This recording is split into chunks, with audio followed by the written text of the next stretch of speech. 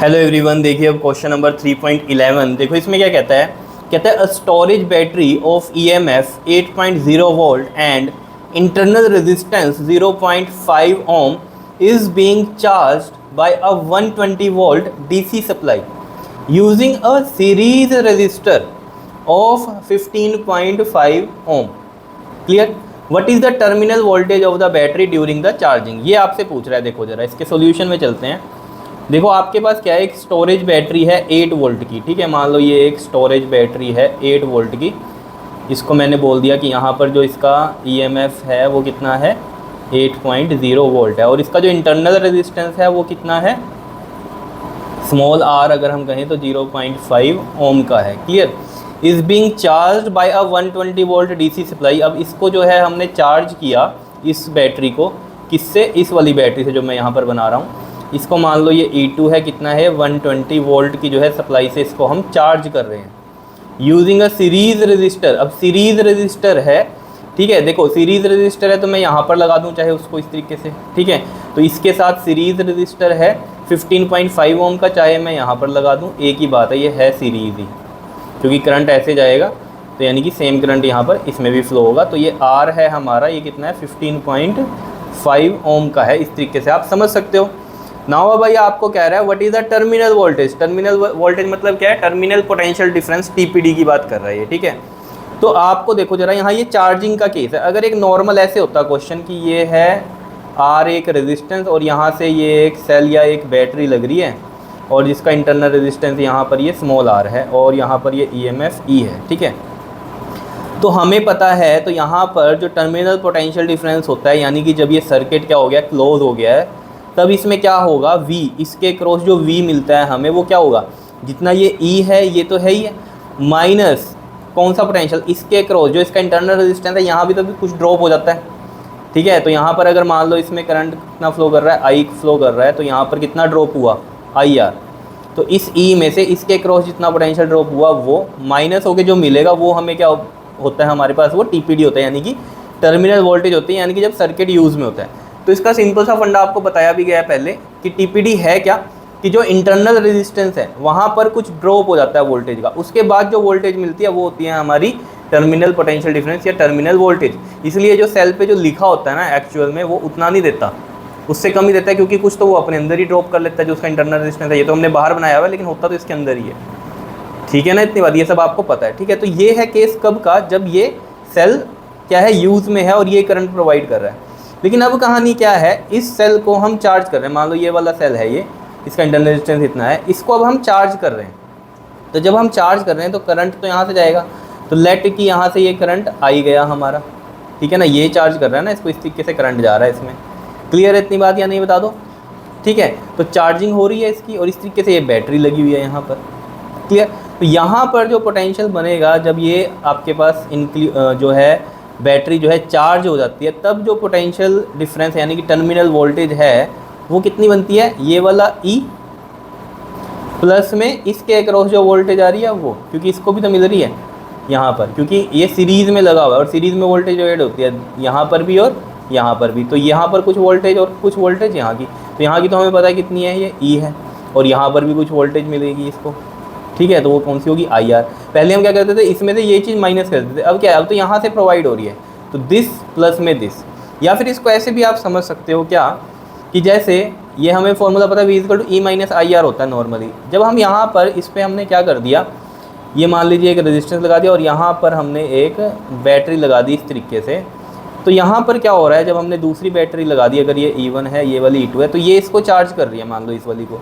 तो पहले करंट ऐसे जा रहा था, अब करंट की डायरेक्शन कैसी हो जाएगी, ऐसी हो जाएगी। तो करंट की डायरेक्शन उल्टी हो गई है, तो यहाँ करंट की डायरेक्शन के लिए हम क्या लगाएंगे, माइनस का साइन लगाएंगे। तो E माइनस और ये माइनस का I हो जाएगा, तो ये कितना बन जाएगा, देख लो E प्लस IR। ऐसे भी आप सोच सकते हो।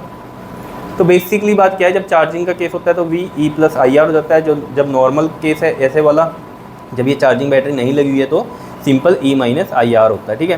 तो ये तो हमें पता चल गया E प्लस में IR है। अब यहाँ पर E अगर हम देखें इसके, क्योंकि इस बैटरी को हम चार्ज कर रहे हैं, ठीक है ना, तो इस बैटरी को अगर हम चार्ज कर रहे हैं तो इसी की बात करेंगे हम।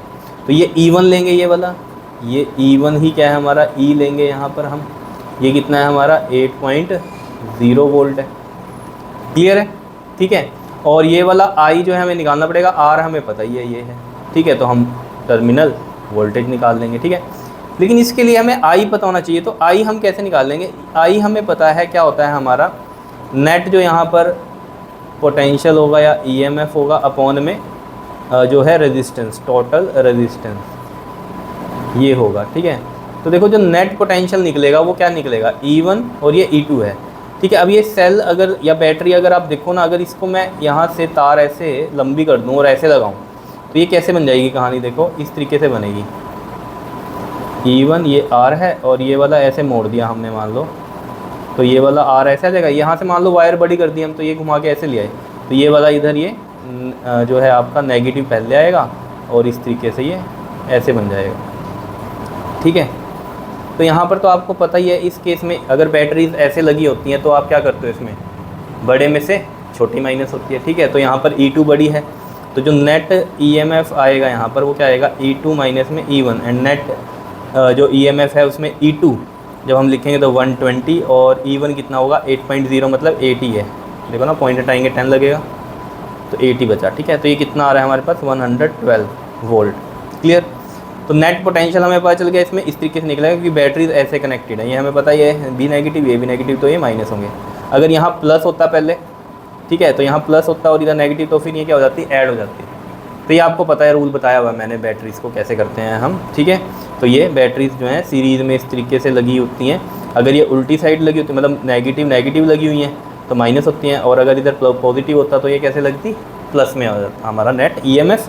तो ये हमें पता चल गया 112 है। और नेट रेजिस्टेंस क्या होगा यहाँ पर, R इक्विवेलेंट क्या होगा अगर हम देखें तो ये सीरीज़ में ही है, तो दैट इज़ R प्लस में R कितना हो जाएगा 15.5 प्लस में 0.5 दैट इज़ 16 ओम बन गया।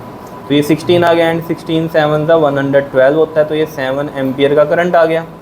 तो अगर ये चीज़ पता चल गई तो V हम निकाल सकते हैं, V equal to E plus में IR, and here E is E1 that is 8 plus में I कितना है 7 और R है यहाँ पर 0.5।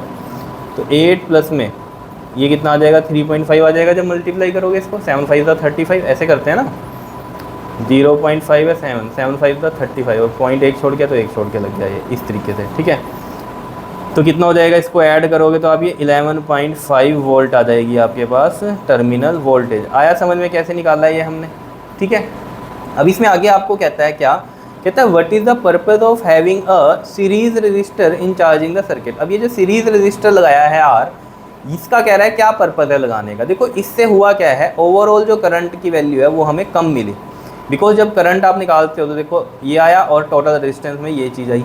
तो अगर सिंपल एक R ही होता तो बहुत ही छोटा रेजिस्टेंस होता डिनोमिनेटर में, तो यहाँ पर डिवाइड करके वैल्यू ज़्यादा आती, तो यानी कि जो I है वो बहुत बड़ा आता, जिसकी वजह से हमारी ये वाली जो बैटरी है वो भी डैमेज हो सकती है, ठीक है ना। इसलिए ओवरऑल करंट को कम करने के लिए हमने सीरीज़ में रेजिस्टेंस ये वाला लगाया, ठीक है ना। इसलिए यहाँ पर लिखा हुआ है ना having a series register in charging circuit, तो इसलिए सीरीज़ में लगाया ताकि करंट कम हो जाए और हमारा जो है ये जो बैटरी है या सेल है जो है वो बच जाए, ठीक है। इतनी बात, तो ये चीज़ मैं यहाँ पर लिख भी देता हूँ। तो ये देखिए ये मैंने यहाँ पर लिख दिया है, the series register limits the current drawn from the external source, यानी कि ये जो एक्सटर्नल बैटरी लगाई है हमने, ठीक है। तो यहाँ से जो करंट निकल रहा है उसको लिमिट करता है सीरीज रजिस्टर, ठीक है। ये वाली बैटरी से जो करंट निकल रहा है उसको ये सीरीज रजिस्टर क्या कर रहा है, लिमिट्स कर रहा है। एंड इन इट्स एब्सेंस, अगर ये एब्सेंट हो जाए तो जो करंट होगा वो डेंजरसली हाई होगा, जो कि आपके जो है इक्विपमेंट यानी कि सेल और बैटरी को डैमेज भी कर सकता है जिसको हम चार्ज कर रहे हैं, क्लियर है। कंफ्यूज नहीं होना, ये रजिस्टर सीरीज में लगाया, कई बच्चे सोचते हैं ये यहाँ क्यों लगा दिया, यहाँ पर लगाना चाहिए था। आप इसको खोल दो तो ये यहीं पर लग जाएगा, जैसे मैंने यहाँ पर लगाया, ये इस वायर को लंबा कर दिया ना ऐसे। और नहीं तो आप खुद सोचो जरा, मैंने आपको क्या बताया हुआ है सीरीज़ का, कि करंट ऐसे जाएगा तो इसमें से गया, इसमें से गया, इसमें कहीं डिवाइड तो नहीं हुआ, तो यानी कि ये सीरीज़ में है, ठीक है ना। ऐसे ऊपर नीचे देख के मत सोचा करो कि ये किस में है, ठीक है। अगर ऐसे होता है ना कुछ इस तरीके से होता कि ये R और यहाँ से करंट आ रहा है, फिर तो ये डिवाइड होता करंट, फिर अलग बात नहीं है पैरेलल में। लेकिन यहाँ से तो करंट ऐसे जा रहा है और ऐसे आ रहा है, तो ये क्या है, सेम करंट फ्लो कर रहा है, तो यानी कि ये सीरीज़ में है, क्लियर है। आया समझ में क्वेश्चन नंबर 3.11। चलो नेक्स्ट वीडियो में हम इसका 3.12 करेंगे, क्लियर। ओके जी, थैंक यू।